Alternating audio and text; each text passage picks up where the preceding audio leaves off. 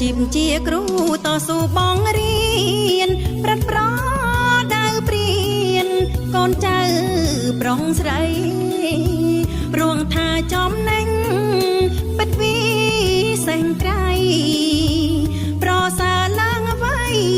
នៃទ្រព្យទាំងឡាយអាណិតស្រឡាញ់ពោពេញដួងចិត្តប្រោះប្រនៃពិតដូចឪពុកម្ដាយអមរំណែនាំពន្យល់បរិយាយកតេងទាំងឡាយឲ្យដល់ក្រុមគ្នានាមជាមេតាបៃតាទីពីរប្រឹងប្រែងសំពីទោះក្តៅរងាឲ្យតែសឹងចេញដំរែងវិញជានេះហើយគឺជាបំណងប្រាថ្នាឃើញសឹងពងខ្ពស់យកគ្រូត្រេកអជាពលរដ្ឋល្អនៅក្នុងរដ្ឋថាដឹងទុកធូររាំងចេះយ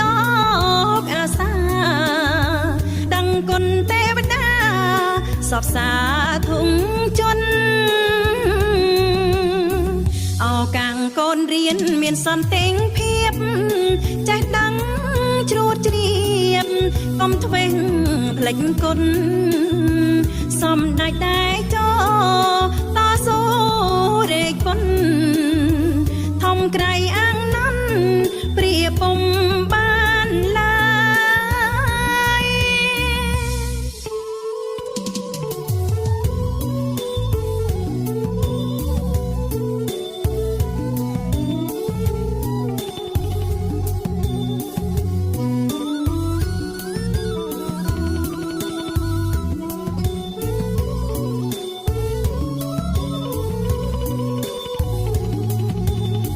ឃើញសឹងពងខ្ពស់យកគ្រូត្រេកអជាពលរដ្ឋល្អនៅក្នុងរដ្ឋថាដឹងទុកធូររាំងចេះយកអាសាដឹងគុណទេវតាសពសាធុងជន់អោកាំងកូនរៀនមានសន្តិភាពចេះដឹងជ្រួតជ្រាបកុំធ្វេសភ្លេចគុណសំដេចដែរចោតស៊ូរែកគុណធំក្រៃអាំងណាន់ព្